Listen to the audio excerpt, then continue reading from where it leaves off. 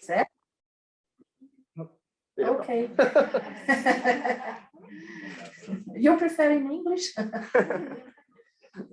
Mas, então, o que nós queremos perceber quando a gente colocou aquele se liga, é para a gente ligar que os diversos departamentos do nosso corpo, eles têm uma parte onde a gente tem uma presença central, que a gente comanda, e tem um estímulo que a gente não comanda, que realmente é automático.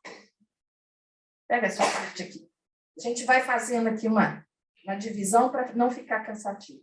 E um exemplo, né, desses sistemas é o que está acontecendo agora, né? Se vocês pudessem ouvir o meu coração agora, ele estaria batendo muito alto. Então, ela está sendo estimulada pelo sistema simpático, que é o mesmo sistema que, ao acelerar os batimentos cardíacos, por que acelerou? Porque o sistema simpático, que atua em cima da suprarrenal, libera adrenalina. Liberou a adrenalina, ela aumenta a frequência cardíaca. E começa a mexer todos, a boca seca, né? A pupila contrai, né? Então, vai. A mão gela. Tudo isso. Dá vontade de fazer xixi. As palavras fogem. Tudo isso.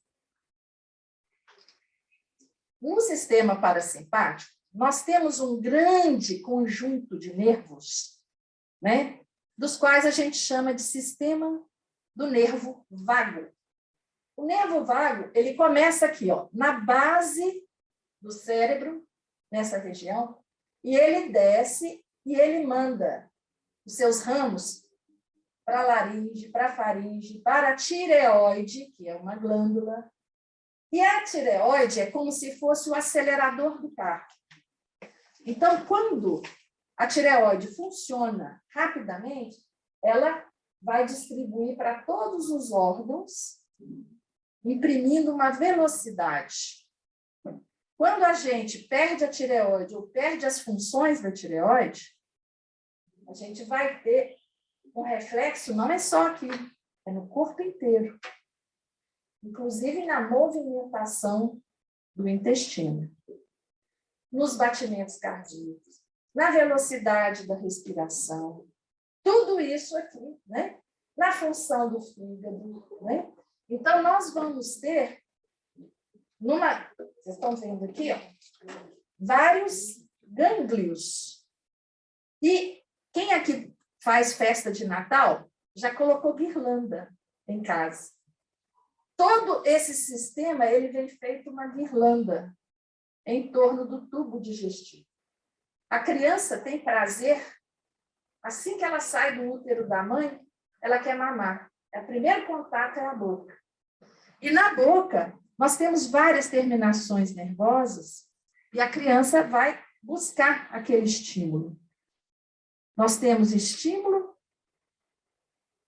doloroso e estímulo suave, um estímulo alegre, um estímulo agradável, né? Em todas as estruturas. E esses nervos, eles só não descem. Toda a resposta que vem para baixo, daqui também volta para lá. É o que a gente chama um sistema que ele é aferente e eferente. Então, toda situação que chega aqui, ela se conecta com todos os órgãos. Já dá para a gente sentir que o estado emocional da gente, ele se manifesta numa dor de barriga, numa prisão de ventre, numa diarreia, num aumento da respiração. E quando a pessoa sente dor, você já viu gente que às vezes vai tomar uma injeção ou tirar sangue e desmaia? Isso se chama estímulo vagal. Porque esse nervo se chama nervo vago. Então, esse grupo de nervos, que é importantíssimo, né? O nervo vago, que aqui está representado por essa linha azul, ele faz conexão direta com todo o aparelho digestivo.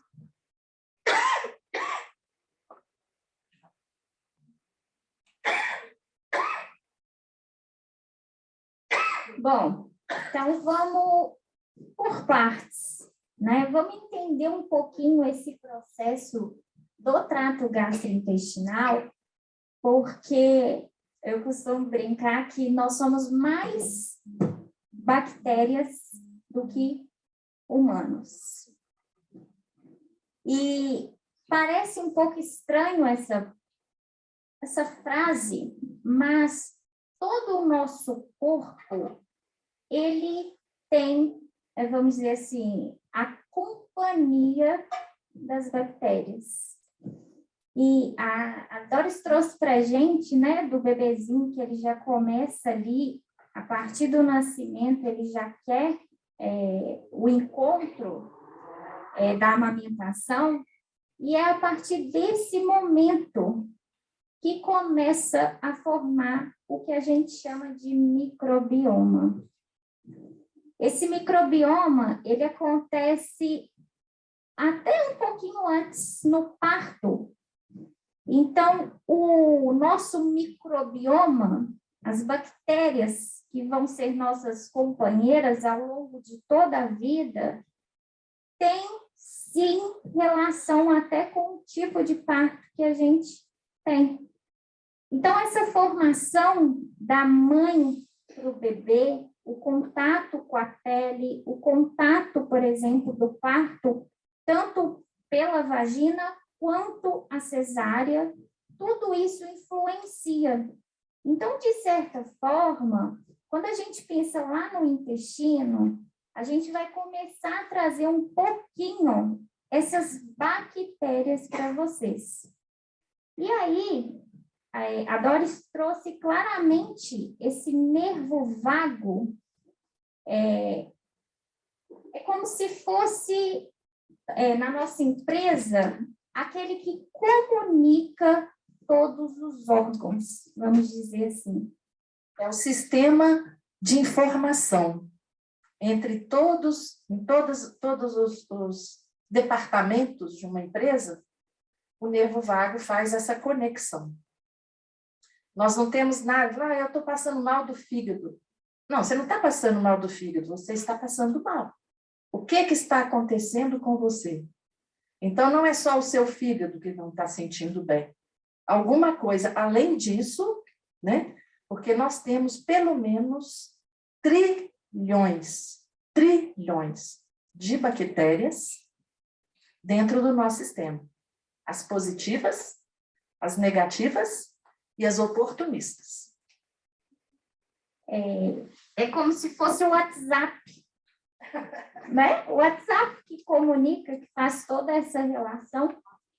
E, de certa forma, né, a palestra ela tem um intuito muito positivo para a gente entender um pouquinho o que, de certa forma, o intestino vai impactar nos outros órgãos. Então, quando a gente pensa numa microbiota intestinal, é como se a gente pensasse quem está conosco ao longo da vida. Então, as bactérias, tanto as gram negativas quanto as gram positivas, elas são adquiridas. Então, até os 4, 5 anos, a gente tem essa formação. Claro que ao longo da vida, a gente também vai adquirindo novas bactérias. É aquela expressão que fala, antigamente o menino comia terra, né? E hoje em dia os meninos não estão comendo mais terra. Mas essa expressão ela é muito válida, porque a gente sabe que, de certa forma, o contato, por exemplo, do recém-nascido, das crianças, com esse ambiente, vai começar a fortalecer essa microbiota intestinal. Então, a microbiota de quem nasceu em Teófilo é uma. Quem nasceu em Santa Catarina é outra. Quem é filho de italiano recebeu uma alimentação. Quem é filho, né, lá no Amazonas, já nasce comendo pirarucu. Quando ela falou em gram positivo e gram negativo, gram é o tipo de tintura, de método que a gente tem para estudar as bactérias. Então, quando você estuda e faz uma coloração para poder avaliar no microscópio, algumas são classificadas, né? Reagem da forma positiva, outras da forma negativa. E esses positivos e negativos, alguns habitam a pele externa, outros habitam aparelho digestivo, bexiga, urina e de diferentes regiões do intestino. Por isso, a gente tem aqui, ó,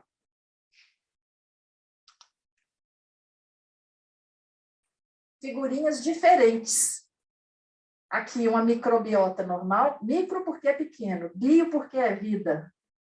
Né? Então, são bactérias normais e comuns no intestino, que não nos fazem mal, e uma microbiota anormal, tem outros tipos de bactérias.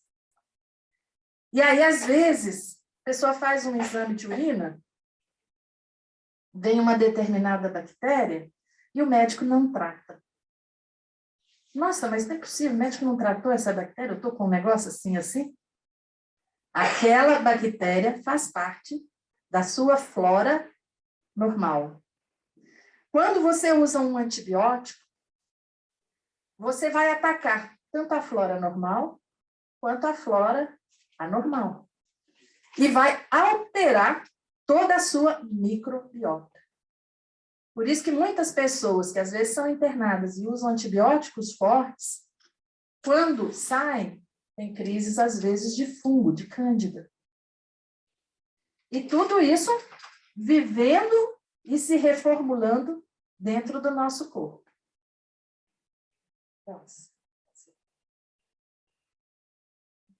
Bom, queria fazer uma pergunta aqui para vocês participarem um pouquinho da nossa palestra. Quem aí mastiga o alimento? De maneira devagar. Tivemos uma participação. Me contem, vocês daí de casa também, vocês têm percebido, de certa forma, como está a mastigação de vocês? Tudo tem sido muito rápido. Os processos estão cada vez mais acelerados. E eu acho isso importante, sim. Mas a alimentação, que antes era um momento ao qual sentávamos à mesa e mastigávamos o alimento, geralmente a gente está deixando a comida assim, quando dá, estou andando, comendo, verdade? Olhando celular, assistindo televisão. E tudo que a gente coloca na mão, você leva na boca. Então, às vezes, você está alterando a sua microbiota. Porque você, e aquilo vai ficando automático. Você está com o olhar preso numa situação, raciocinando uma outra coisa que está acontecendo e levando a pipoca, a batata frita, seja o amendoim, e vai assim automático. A gente perde até a noção de quantidade. De repente, o saquinho de batata frita acabou. E você comeu um saquinho inteiro, que tem sal, que tem gordura, que tem isso, que tem aquilo, e você não tem noção nem do que você comeu. E nem está saciado. Você continua com fome, porque aquilo foi muito rápido. Então, o primeiro ponto que a gente trouxe aqui é o processo da mastigação. Por que é importante mastigar devagar? Porque toda informação que vem de fora é assimilada diferente. Então, quando eu mastigo um alimento, o nosso sistema nervoso já recebeu a informação de que tem alguma coisa aqui. E aí que vai precisar aquela maquinaria toda que a gente trouxe nesse videozinho explicativo. E que dependendo do tipo de mastigação, isso vai influenciar até qual tipo de bactéria eu tenho no meu intestino. Porque se eu não mastigar direito, automaticamente eu desencadeio outros processos, que a gente vai falar um pouquinho mais à frente. Então, é extremamente importante a gente mastigar devagar. O corpo, ele precisa de um tempo para perceber o chega. Se você come muito rápido, você acaba comendo, né, sem mastigar, o volume fica muito grande e você não tem ainda a saciedade, que é aquela sensação, opa, preciso parar. A gente nem percebe, às vezes, quando é que está com fome. A gente come porque está triste. A gente quer mais um doce depois do salgado. Depois você quer mais um salgado depois do doce. Aí você bebe água, toma um refrigerante. E ali vai uma cadeia, onde você vai virando uma xanguana ali dentro. Não é?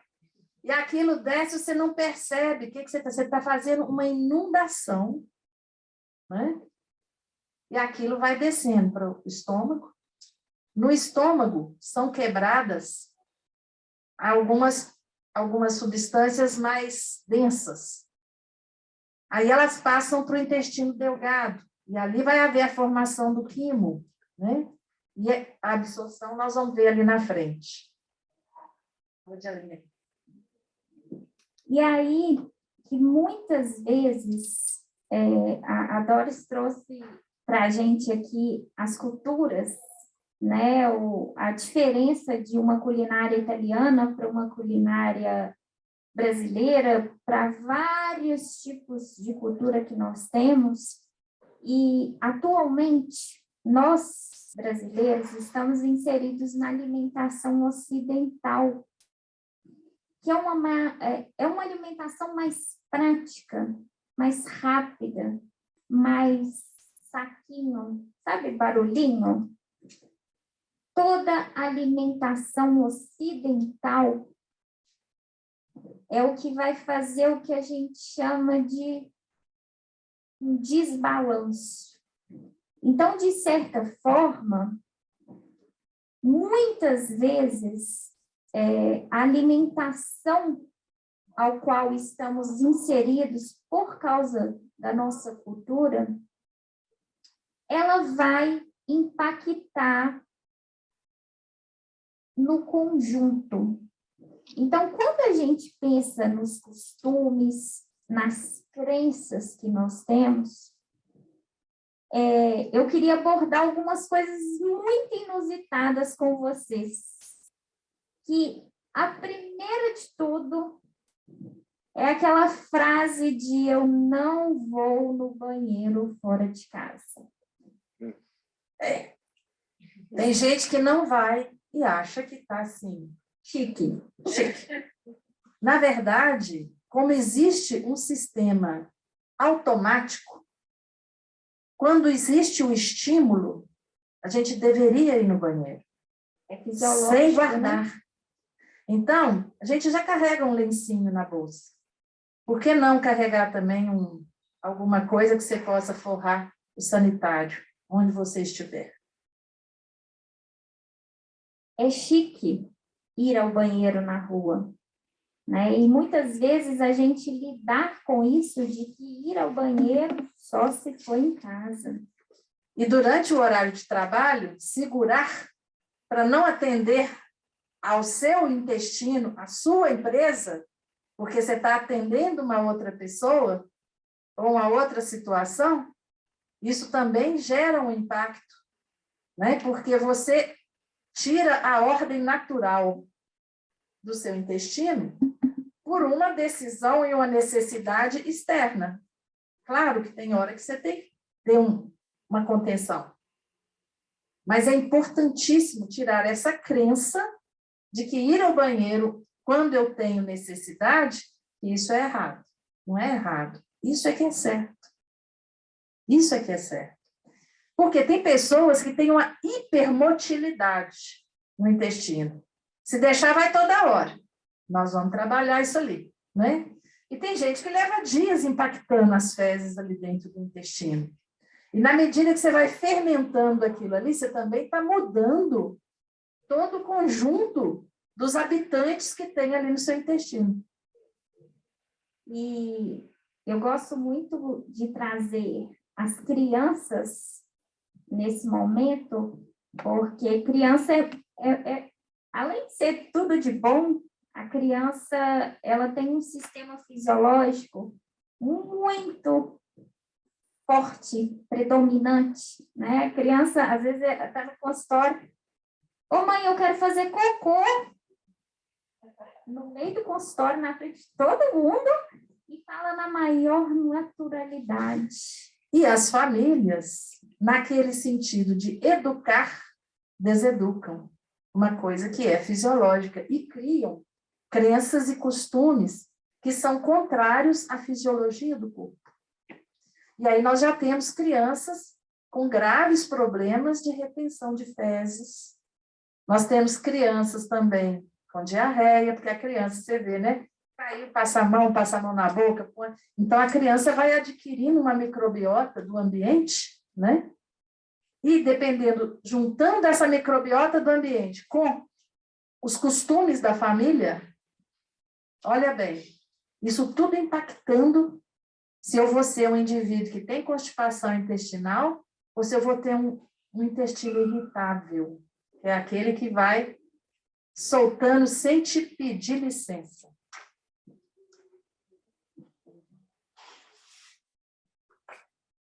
E aí?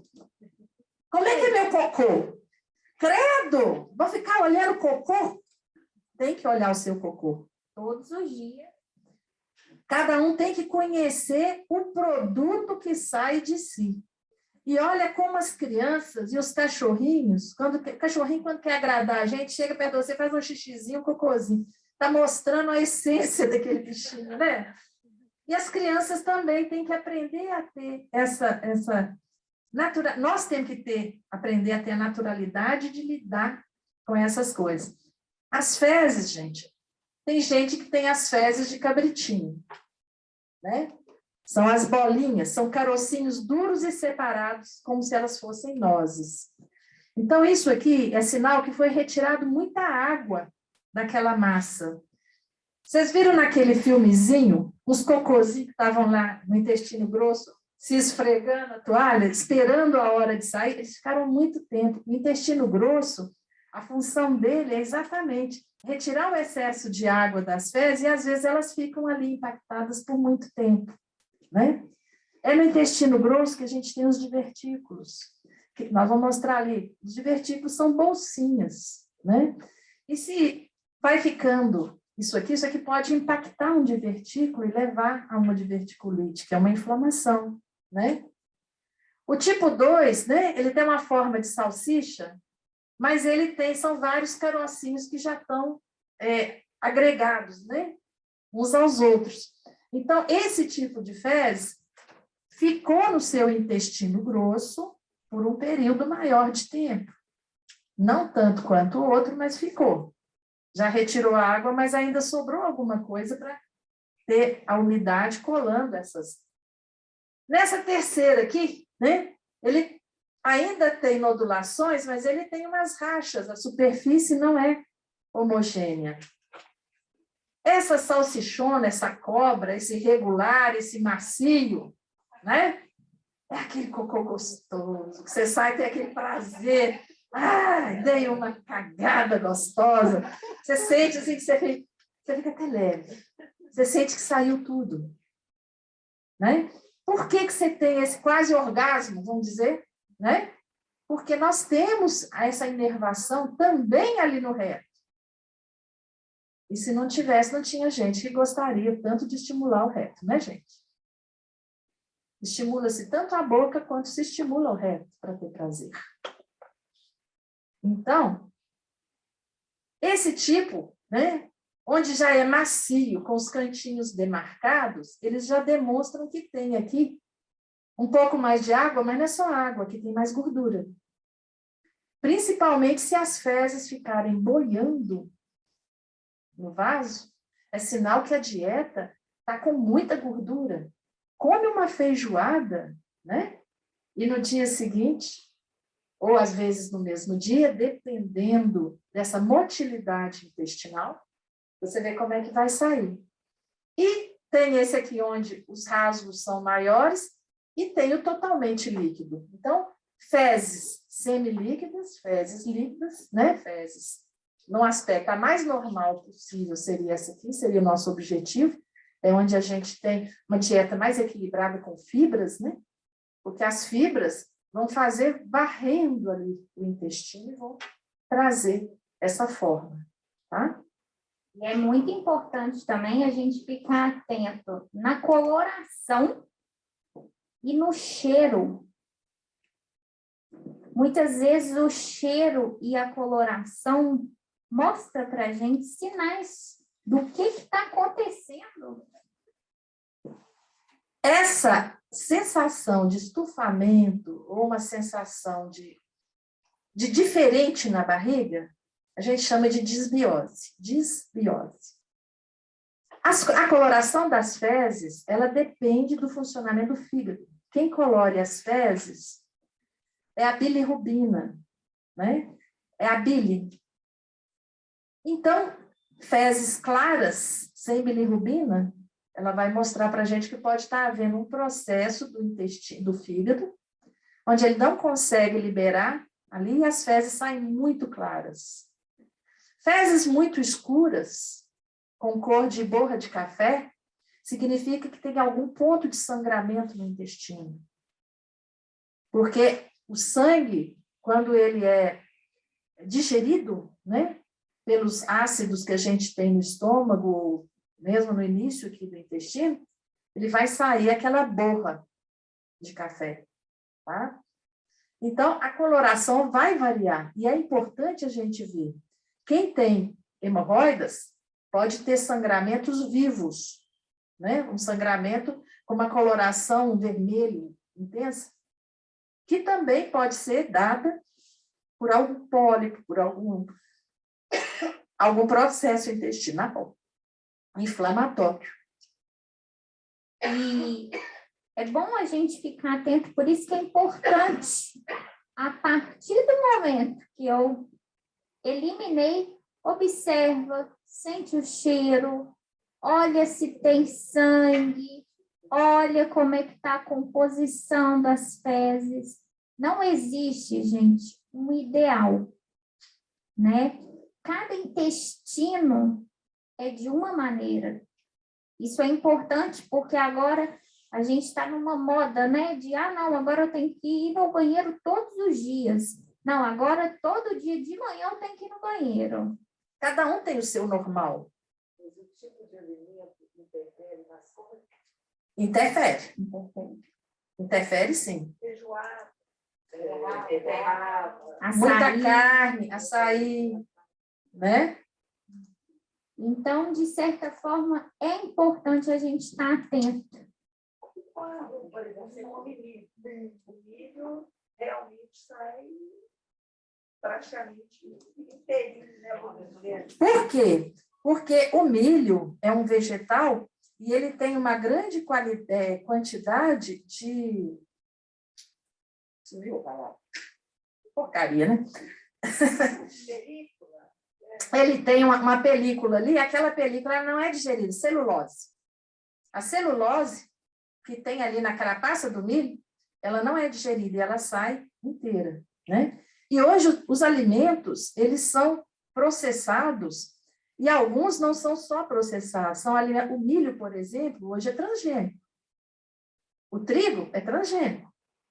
Então, existe, para que se consiga um volume de alimentos que alimente toda uma população com um custo mais baixo, precisou-se criar algumas situações para transformar os alimentos para que a produtividade seja maior. Claro que o meu intestino não é mais igual ao intestino da minha avó, embora sejamos da mesma família.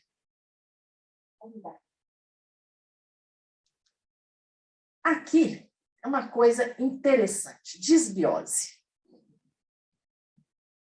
Como a gente já tinha falado, existe uma comunicação do intestino com o cérebro e do cérebro com o intestino. As emoções que acontecerem aqui, elas vão se materializar aqui. E o que for mudado aqui, vai ter uma resposta aqui. O intestino, ele é formado por 3 camadas. A camada interna, ela tem essas vilosidades para poder absorver mais as substâncias, tá? Então, nós temos dentro do lúmen do intestino, né, da luz do intestino, os alimentos que vão chegar. E pelo metabolismo da bile, do ácido biliar, né, eles vão se transformar em substâncias, acetatos, butiratos, os átomos todos, não importa para a gente aqui os nomes, né? Mas nós temos também os neurotransmissores, né? A GABA, né? Acetilcolina, as serotoninas, tudo isso nós temos no intestino também. Os neurotransmissores. Então, a gente usando medicamentos, os nossos medicamentos, eles vão estar na luz do intestino e eles vão alterar essa microbiota. Então, se eu tomo, por exemplo, né, uma dopamina, uma noradrenalina, um triptofano, uma acetilcolina, né? Esses medicamentos, essas situações que tanto são produzidas no nosso corpo, quanto muitas vezes são ingeridas em forma de comprimidos, elas vão alterar. São os nossos neurotransmissores aqui. E aqui, pequenas e milimétricas sequências de peptídeos. Peptídeos são partículas pequenas de aminoácidos, de proteínas, né? E nós temos proteína no queijo, no ovo, proteína na carne, proteína, várias proteínas, que uma vez quebradas, elas vão entrar nesse processo de permeabilidade que o intestino tem. Do intestino, atrás dessa camada, existe uma camada, né, uma circulação que passa atrás do intestino. E nessa circulação é que nós vamos ter a ligação com o coração, com outras substâncias. E uma coisa muito interessante que hoje a gente conseguiu, né, através da ciência, os nossos neurotransmissores, já se sabe que, vamos dizer assim, de 80% a 90% são sintetizados pelo intestino. Ou seja, essa ligação, essa comunicação entre o intestino e o cérebro faz com que, ao mesmo tempo que as minhas emoções influenciam no meu intestino, o meu intestino também influencia nas minhas emoções. Começa aqui na língua. A língua, vocês já perceberam, né? A língua da gente, ela tem umas papilas. As papilas que tem aqui na pontinha da língua, elas percebem o doce. As papilas que estão aqui do lado, elas percebem o azedo, o ácido. As papilas que ficam aqui atrás, elas percebem o amargo. Essas papilas, elas são trocadas a cada 40 dias. E, na verdade, elas são, vamos dizer, projeções de exterminações nervosas, sensitivas. Então, por isso, elas percebem os sabores de forma diferente. Então, se eu quero comer menos doce, eu preciso ficar um período grande sem ingerir o doce. E esse período é de quanto? Pelo menos 40 dias. Que é quando as papilas vão ser trocadas.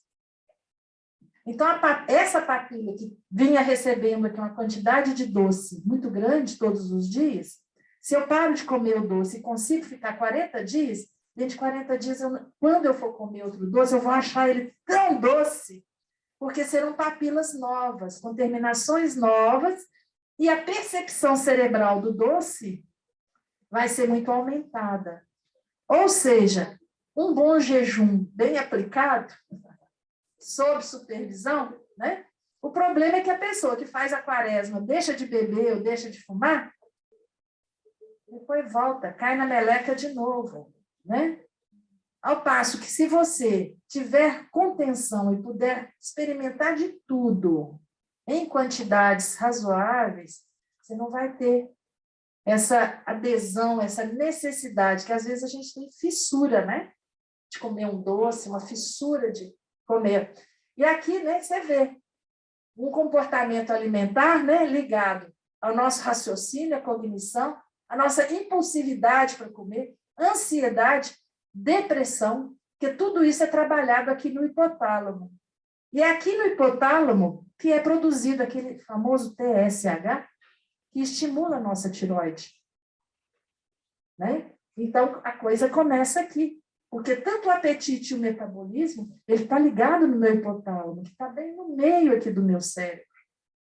E que está totalmente ligado aqui à minha tireoide e em todo o sistema vago, do nervo vago. E uma coisa muito interessante é que as bactérias, né, que nós somos 90% bactérias. Por isso que a gente apodrece, né? Não toma banho, não, para ver. Ou, depois que morre, a gente exala o cheiro.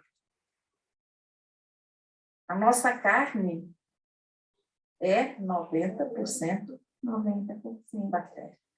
Então, se a gente imagina, leva isso, vamos tentar elucidar de uma maneira assim, vamos trazer as bactérias do nosso intestino para as nossas emoções.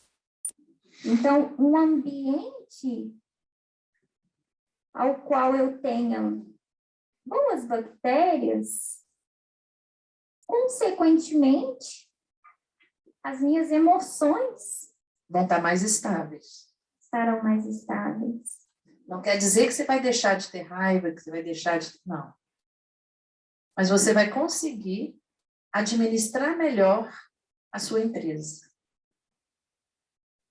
Então, a gente precisa pensar que bactérias nós estamos alimentando.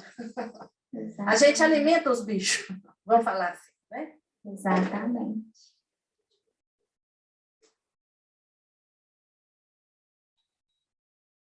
Então, disbiose, gente, é isso. A disbiose, se eu tenho uma dieta rica em alimentos muito processados. O que é um alimento processado? Ele é muito modificado. Salsicha, né? Salame, é um alimento processado. É gostoso? É. Pode comer? Pode, de vez em quando, quantidade. Mas tem gente que não sabe ver quantidade, qualidade e do tempo que você vai alimentar aqui, né? Então, os muito processados, os ultraprocessados, né? São esses alimentos onde são... isso eu sei. Junta, eu costumo falar que, assim, a natureza, gente, ela nunca traz para a gente alimentos que contenham dois tipos de grupos. Vamos imaginar uma fruta. A gente nunca tem uma proteína numa fruta. Não existe fruta proteica. Na carne, a gente não encontra açúcar, carboidrato. A carne, por exemplo, tem um conjunto entre proteína e um pouquinho de gordura, mas... Dependendo da carne. Dependendo da carne. O pezinho de porco, né? Mas muito sutil. Então, os alimentos ultraprocessados, eu costumo dar fazer essa analogia entre o que a natureza fornece, sempre vem um ingrediente. O que a indústria nos fornece, combina aqueles alimentos entre gordura, açúcar, porque fica bom mesmo, né? Fica gostoso, né? E a gente compra, é isso mesmo. Então, açúcar, gordura, né? Proteína, cheiro, dá um cheiro gostoso naquilo, né? Uma cor, né? É por aí. Vem o estresse, né? Ninguém está livre de estresse. Álcool, fumo, consumo, né? De outros tipos de alimento, outros alimentos que contenham também bactérias. E tem a predisposição genética, aquele que se herdou da sua família, aquele jeito de comer aquilo, de fazer só aquilo, né? Isso pode levar, né, a uma redução desses nossos anticorpos, a formação dos anticorpos, leva um dano na barreira do epitélio, vai vir aqui no próximo slide. Existe uma translocação de bactérias que formam uma toxemia, uma intoxicação lá dentro do corpo mesmo, aumenta o estresse oxidativo, o estresse dentro do corpo, a gente perde a tolerância imunológica e a imunidade, gera um processo de inflamação e vem uma absorção desses nutrientes com uma intolerância alimentar. Ah, não posso comer isso, não posso comer aquilo, não posso comer aquilo. Tudo isso foi produzido dentro da pessoa. Vamos mudar. A disbiose, no caso, seria, gente, o aumento de bactérias negativas, bactérias que fazem mal para o organismo. Que, na verdade, né, o nosso intestino, ele tem as células assim, ó, juntinhas, tá vendo? Porque eles formam uma barreira, porque essa camada do intestino, logo abaixo do intestino, vem um vaso sanguíneo. Então, como aqui está bem juntinho, quando eu tenho uma disbiose, porque vem as toxinas, né? Vem aqui micro-organismos diferentes, né? O estresse, essas toxinas, algumas partículas alimentares, os medicamentos que a gente usa, né? O que está escrito ali? Os probióticos, né? E a disfunção de alguns órgãos faz com que haja uma separação entre as células do intestino, tá vendo?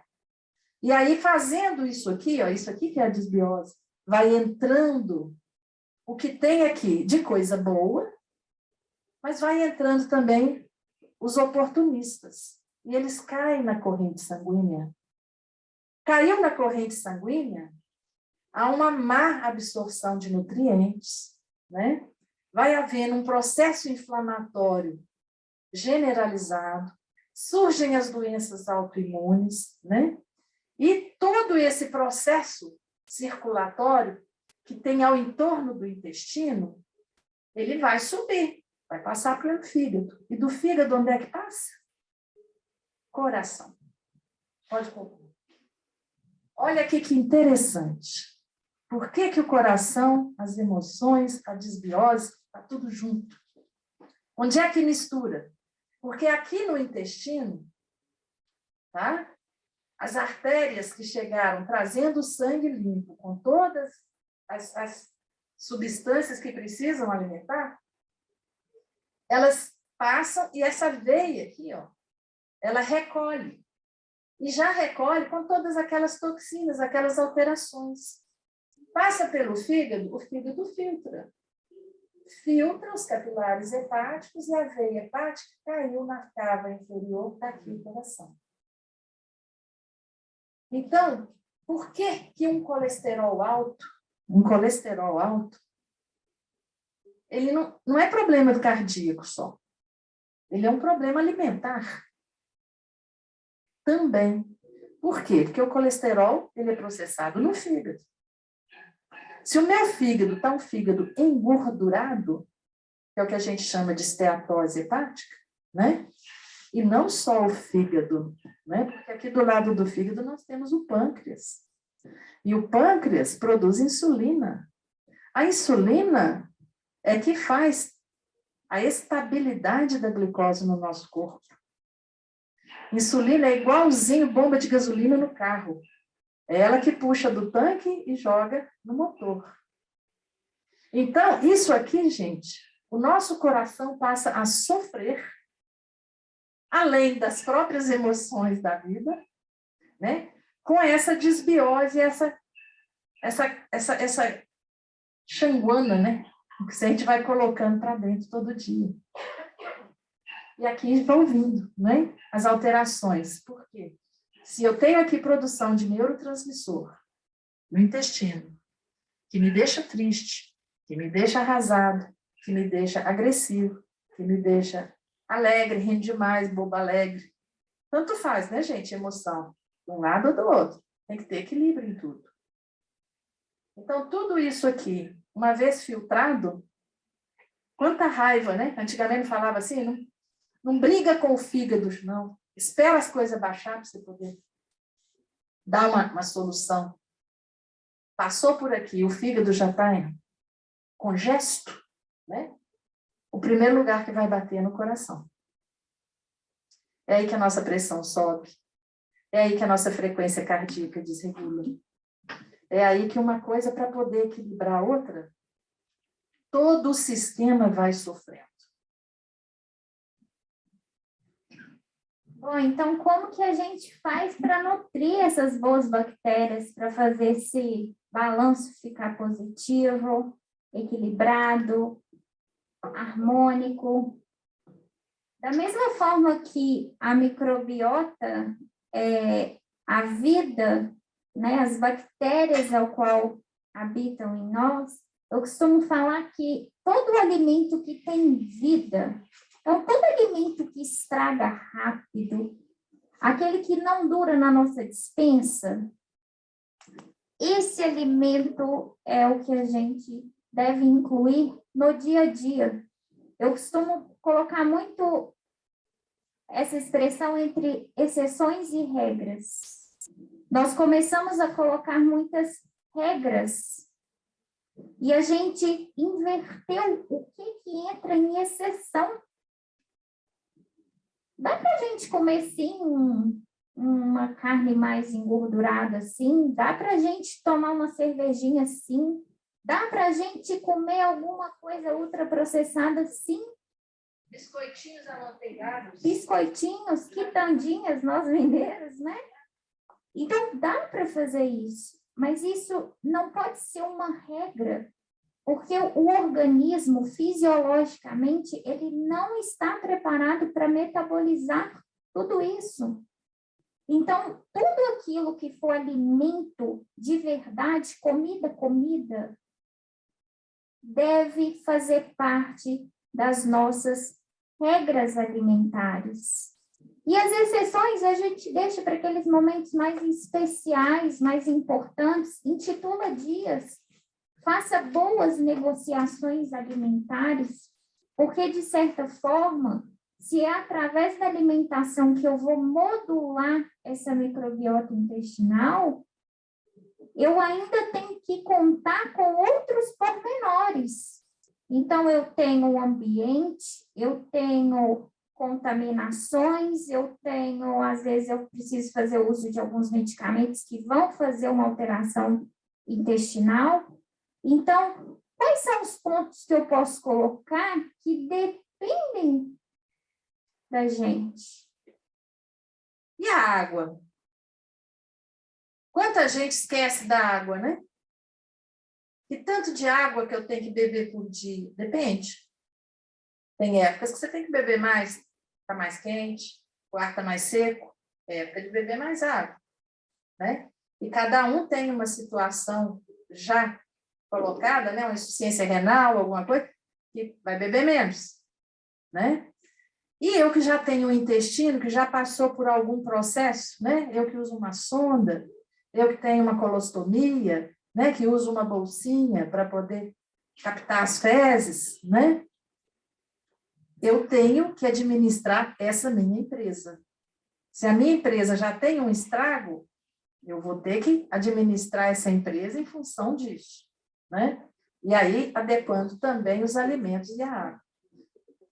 E é importante, gente, água é um remédio. Até para tosse, viu, gente? Água é um remédio. E muitas pessoas não sabem, mas as pessoas que têm um hábito um pouco irregular do consumo de água, todas as funções, todas, não tem uma função do nosso organismo que não dependa de água. Quando o nosso corpo não encontra via ingesta alimentar, né, do consumo da ingestão, ele vai lá nas fezes pegar água. E aí aquelas fezes cabritinhas que a Doris mostrou, A água vem de lá, do intestino. Então, imagina a gente tomando água do Rio Arrudas. A nossa empresa, se faltou água ingerida e tratada, ele vai buscar onde ela existe, que é onde fez aquela digestão dos alimentos e as fezes ainda estão ali amolecidas. Aí ele vai buscar essa água vem junto com bactérias. Que nojo! E tem algo muito importante que muitas vezes a gente, no dia a dia, fala, não, esqueci e tudo. A falta de água dá dor de cabeça. Dá, Doris? Dor de cabeça, às vezes aquela dorzinha sutil que a gente tem. Falta de água. Então, a água, gente, nós precisamos ingerir uma quantidade suficiente para todas as funções.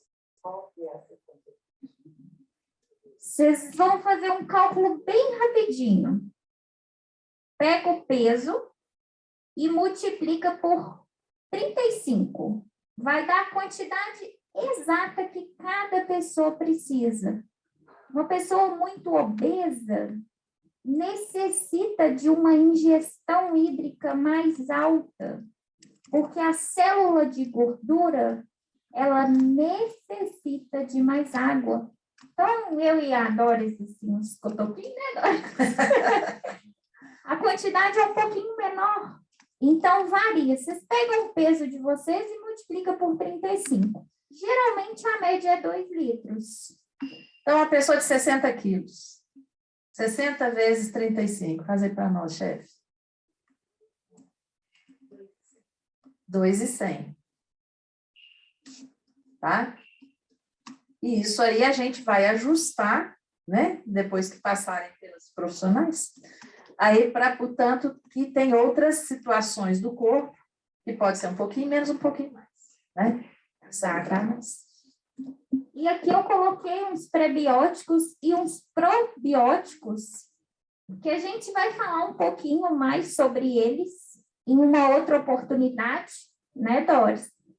Mas são alimentos que nutrem a nossa microbiota intestinal. Então, são grupos específicos. Depois a gente pode compartilhar com vocês esses alimentos, tá?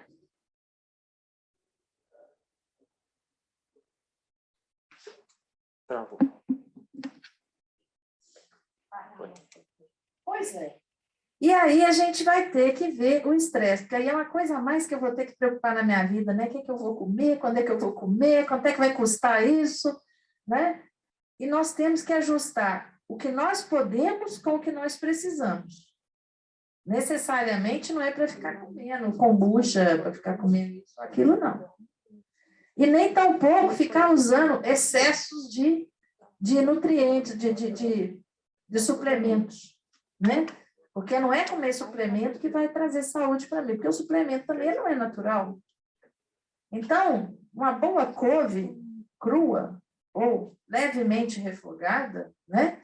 Com um feijão bem feito, com um arroz, um pedaço de carne, um ovo, isso tudo vai ser. Não preciso criar esse estresse em cima disso, porque senão eu vou afetar o meu cérebro e meu coração com esse estresse. Afetando o cérebro e coração, meu intestino vai para o saco. né? Então, e não é só vai para o saco, né? Altera toda a nosso equilíbrio emocional. Altera o equilíbrio emocional, altera libido, altera desejo, altera relacionamento, agressividades. Tudo isso está envolvido com a alimentação. Então, o manejo do estresse, ele é fundamental. Eu sei que é muito difícil, né? A rotina, o dia a dia, estamos no momento pós-Covid. Tudo isso influencia, sim, nesse manejo. Mas nós precisamos manejar bem o nosso estresse. E por isso existe estresse bom e estresse ruim. Né? O bom estresse é aquele que me leva, eu estou produzindo alguma coisa, eu estou fazendo alguma coisa, eu quero fazer aquilo bem feito, eu quero ter aquilo bem organizado, seja arrumar uma festa, seja cuidar de um filho, seja cuidar de um doente em casa, que é uma coisa estressante. Mas eu quero fazer o meu melhor dentro daquilo. Gera um estresse, mas é um estresse saudável, para você atender um objetivo. Agora, esse estresse besta, né? Nossa, não aguento minha irmã. Ai, que horror. Olha, isso vai te levar aonde? Vamos trabalhar isso de uma forma que a gente ponha isso para lá? Porque esse é um estresse que só vai alterar a sua microbiota. Só vai alterar. Não vai trazer nenhum benefício. Né? Não tem um objetivo claro. Né? Ai, não aguento mais fulano. Ai, não. Reclamar demais. Né? Vamos agradecer mais. Vamos agradecer esse corpo lindo que a gente tem, né? Que é tão cheio de surpresas, né? Esse nosso corpo. Vamos aceitar a realidade de cada um. Nossa, mas minha realidade está tão difícil. Tá, mas vai passar, depois melhora. Porque o que acontece é que quando você atrapalha a sua microbiota, você ganha peso excessivo, né? Ou então perde peso excessivo, você não consegue estabilidade. E as emoções, elas ficam, vamos dizer assim, turbulentas. Gente, altera até a forma do cocô. O que vocês querem mais? Altera o sono, né? Aí não descansa, fica aquele oi fundo, aí tem mais tarefa no outro dia, a cabeça dói, o estômago enrola, vem enjoo, me dá tontura, né? Eu fico fazendo xixi demais, aí eu perco elementos que eu não precisava perder. Então, vai embolando. E aí? E com o Covid? Esse bendito, né, o maldito vírus, ele é um dos oportunistas. Nós falamos que tem bactérias boas, bactérias ruins e oportunistas. Ele é um oportunista que chegou aí no nosso terreiro.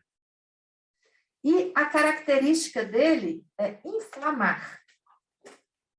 Tanto que vocês já viram, ou inflama a narina, ou inflama a garganta, ou inflama o pulmão, ou inflama o intestino. O negócio dele é inflamar, ou inflama o endotélio dos vasos, e aí provoca todos esses processos, esses trombos, formação de tromboses, né? Então, a característica dele é inflamar, é deixar o cara inflamado. E aí a gente ainda foi submetido, né? Tinha que ter sido, né? A esse processo de isolamento. Esse isolamento altera nossas emoções. Ninguém nasceu para ficar preso dentro de casa, né? Ou em lugar nenhum, né? Então, todo esse processo tem trazido um número de alterações nas nossas emoções que às vezes a gente nem percebe. Vocês já viram como que o trânsito está ruim de dirigir? O povo está nervoso, está bravo, fecha, para fora de lugar, não existe mais assim aquela gentileza. Gentileza está fora de moda. E entre as pessoas que ficaram presas muito tempo, quando solta tudo, não quer máscara, não quer isso, não quer aquilo, não, isso não é... Quer dizer, as pessoas passam a ter só direitos, ninguém tem deveres. Machuca o outro, que consegue enxergar isso, né? A pessoa não consegue se inserir e ainda está inflamada. literalmente inflamada. Porque né, a memória, vocês já viram em vários programas, né? Os fantásticos da vida, falando dos processos inflamatórios das meninges, como é que as pessoas têm diminuído a memória, a capacidade de... Então, vamos tentar nos ajudar para a gente vencer essa porqueira, né? Porque isso aí é porqueira. Cocô não é porqueira, não. Cocô é um produto nosso, né? E é isso. Tudo que a gente trouxe. Passa de novo aquele filme. Volta na primeiro. Porque aí a gente vai entender agora aquele primeiro...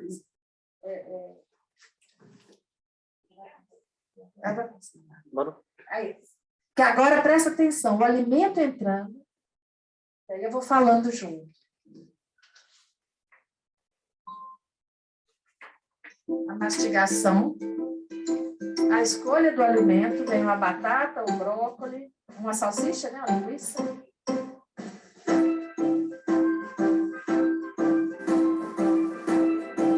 Um alimento processado, né, e alimentos não processados.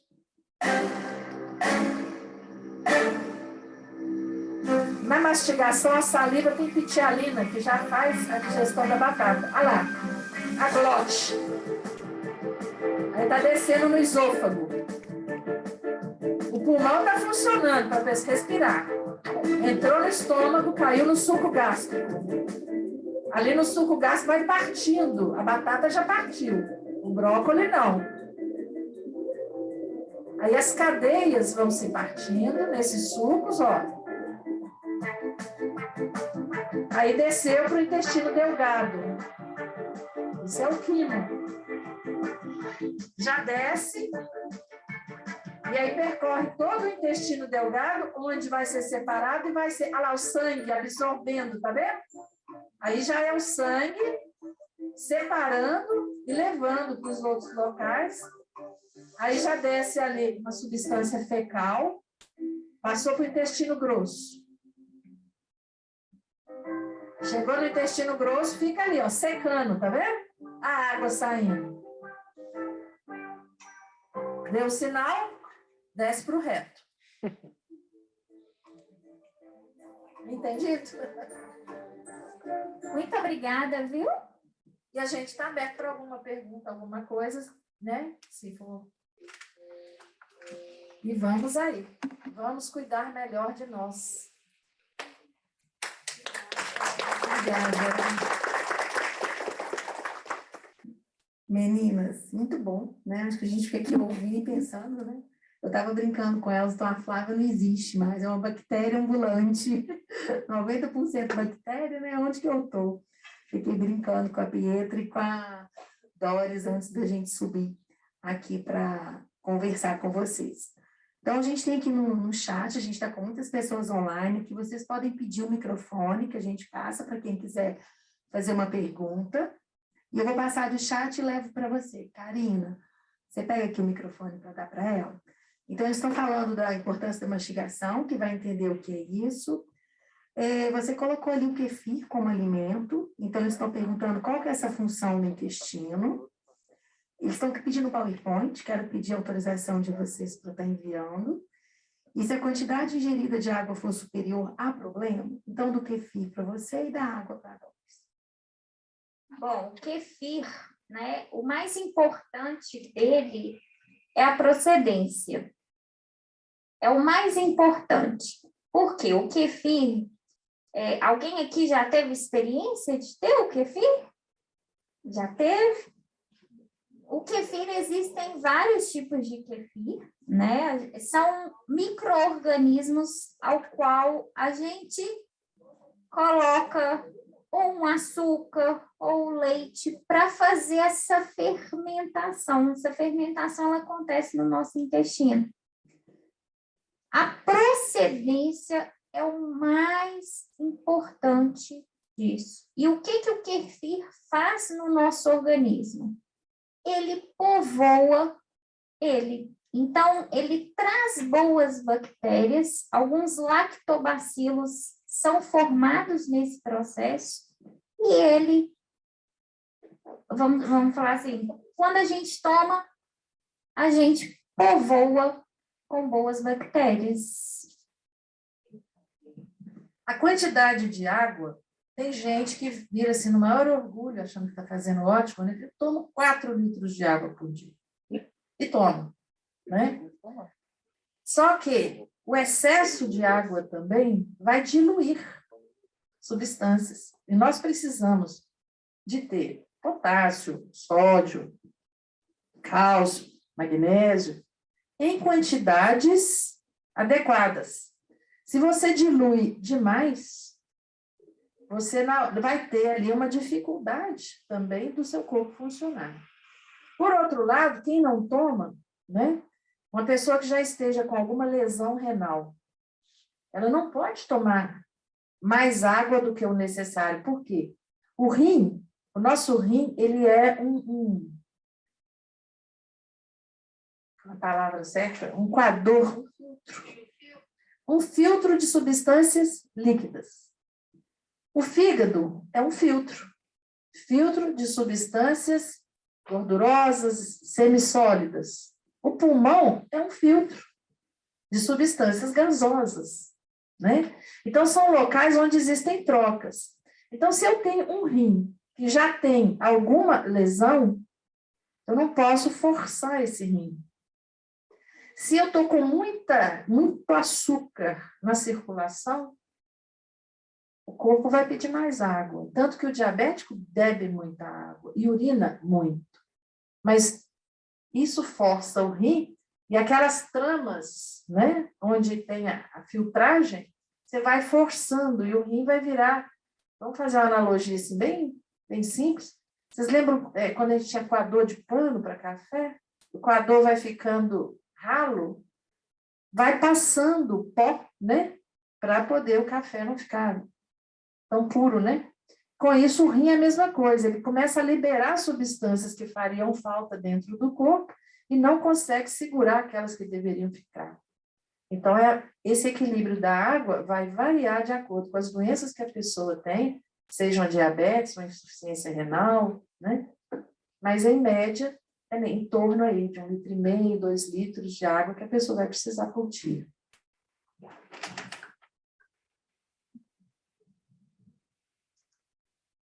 Meu nome é Lúcia. Primeiro, eu gostaria de agradecer vocês pelas explicações, pelas palestras. E eu queria fazer uma pergunta sobre a desbiose intestinal, se existe algum exame que ela pode ser detectada. O conjunto de sintomas que a pessoa vai queixar vai nos levar a pensar numa desbiose. Agora, uma intolerância à lactose, ela pode ser um tipo de desbiose. Então, existe um exame para a gente ver se tem intolerância, né? A pessoa que tem, quando a gente faz uma consulta voltada para esse assunto, né?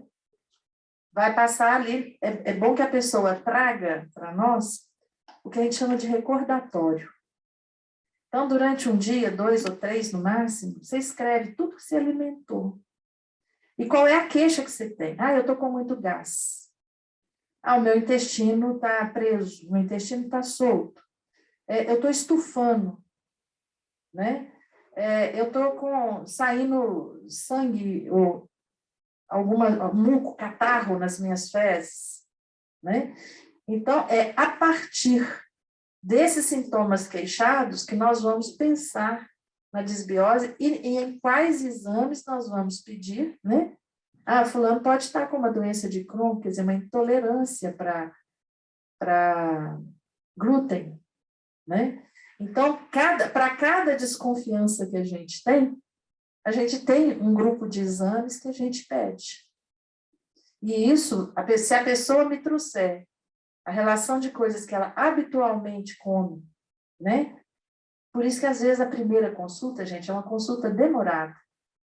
E uma consulta demorada, às vezes, consome a agenda da gente com 4, 5 pessoas, né? 4, 5 pessoas, todos de primeira consulta, são 4, 5 horas de conversa, né? Então, isso faz uma agenda, às vezes, ficar superlotada. E se eu faço isso muito rápido, eu não percebo, porque eu tenho que ver o ambiente da pessoa, os costumes da pessoa, o que que ela come, o que que isso, o que que é. Então, assim, claro que a gente tem que fazer, às vezes, ou muitas consultas pequenas para chegar num consenso, né? E os exames, a gente não pode chegar de início pedindo um exame que só seria pedido lá na frente. Então, eu tenho que passar por uma fase de, vamos dizer, de pegar o que é o básico, mas a pessoa também tem que trazer para a gente, né, os sintomas. Fome, apetite, o que prefere comer, o que não come de jeito nenhum, o que traz intolerância. Né? Não, isso aqui eu não como, isso aí eu não como abacaxi, eu não como batata, não, isso aqui para a gente poder ter isso aí com segurança, tá? E pedir os exames adequados. E uma boa observação da desbiose, Lúcia, é a predileção de açúcar. São alimentos que... Pessoas que são fissuradas no açúcar. E a fissura é como se fosse assim, eu não passo um dia sem comer um alimento que tenha doce. Porque o açúcar, ele é o alimento dessas más bactérias. Então, assim, é uma boa observação e sempre, sempre, sempre. Eu falo muito isso com meus pacientes, aqui tem bastante paciente, se observem. Porque muitas vezes o exame nem vai aparecer na DOPS. Muitas vezes nem vai aparecer. Mas se você tem um sintoma, está incomodando, vamos ver o que é. Tá bom? Ok, mais alguém, gente?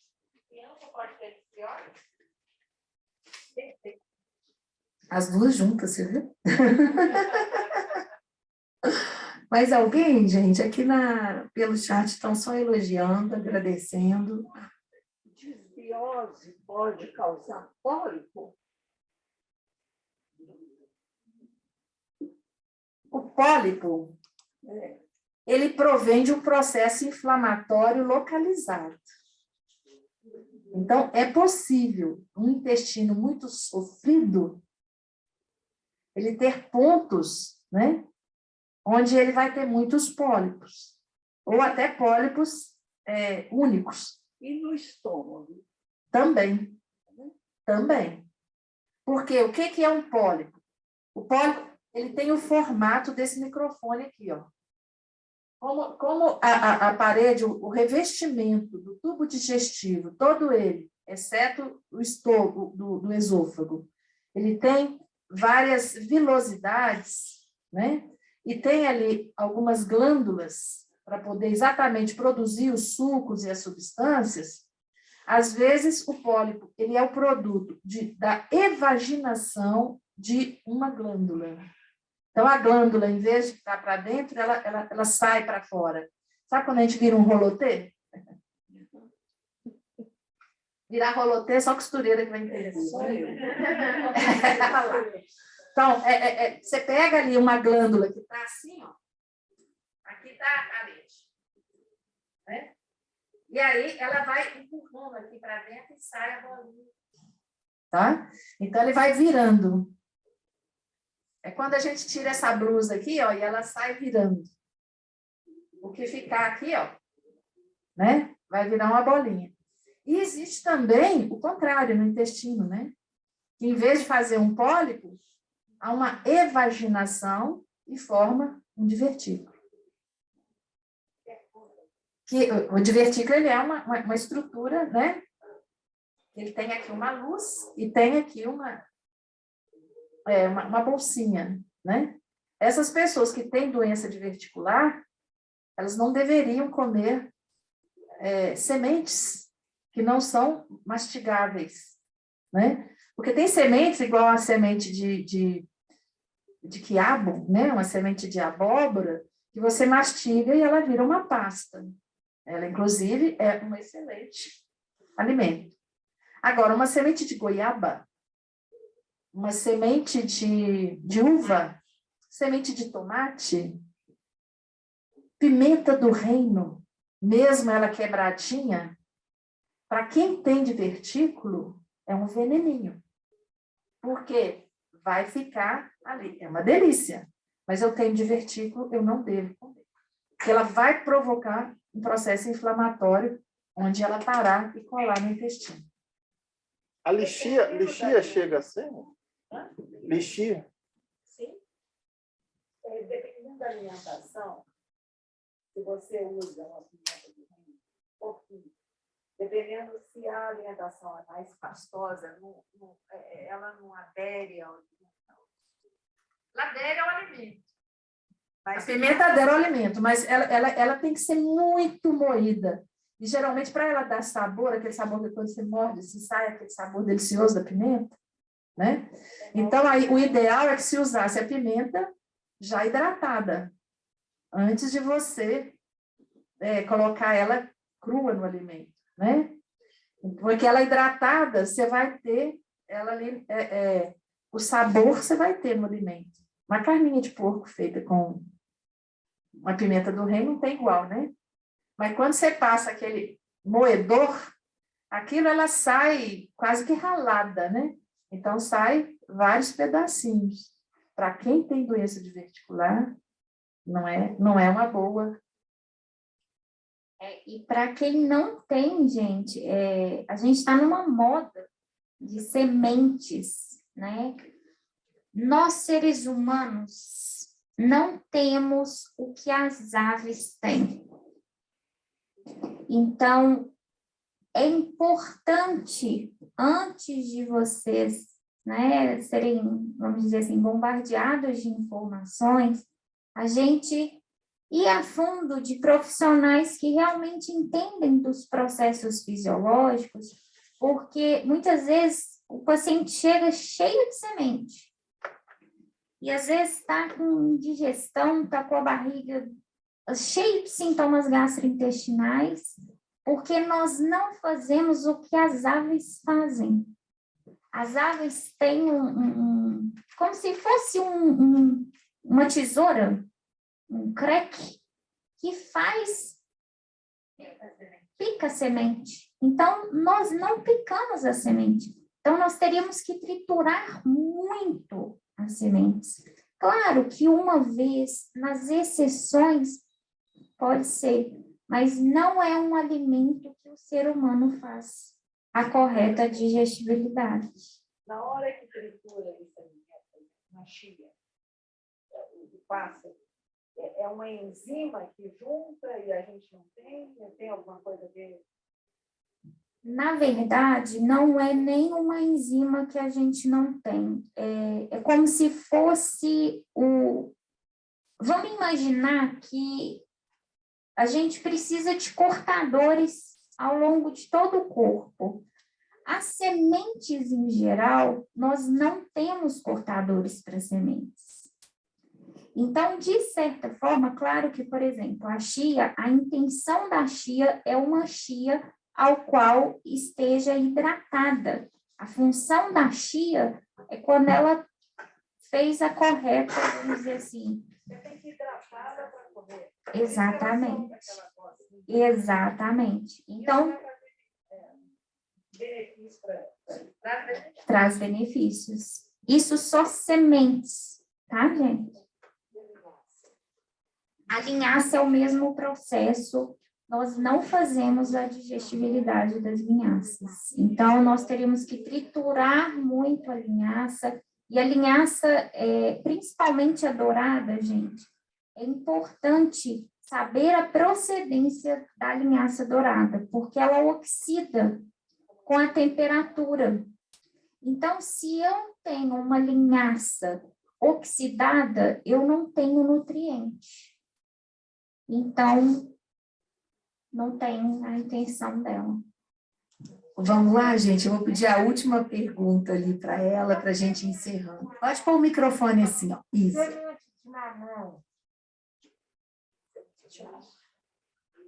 A mesma coisa, o mesmo processo. Infelizmente, nós não somos aves, então a gente não consegue fazer a quebra.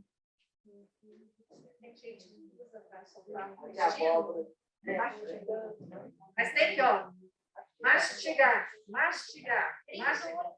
A gente não mastiga. Tritura antes as sementes. Tritura, que aí pelo menos está bem triturada. E aí não vai causar nenhuma irritação. Gente, a última.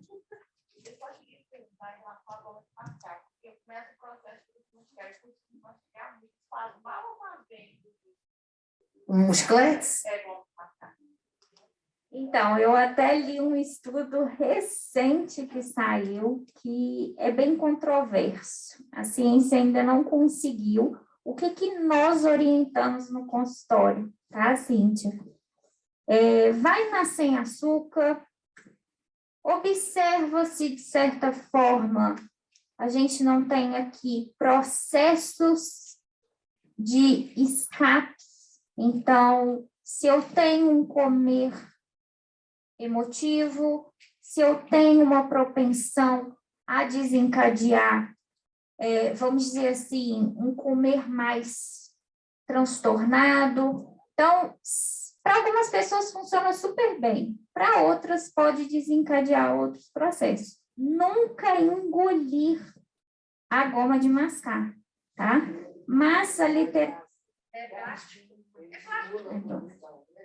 Exatamente. Então, assim, infelizmente, a ciência ficou devendo essa para a gente, mas é aquilo. Tá dando certo, continua. Se não tá, a gente alinha.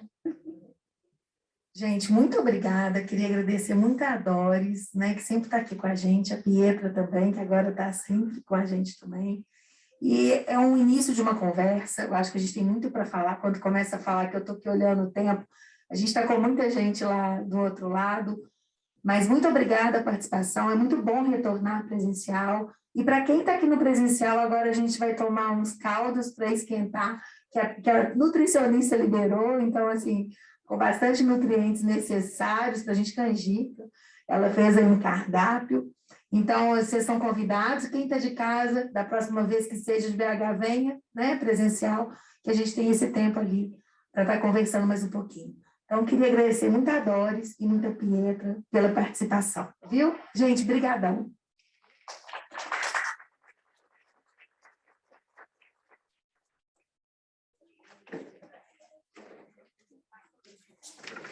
Thank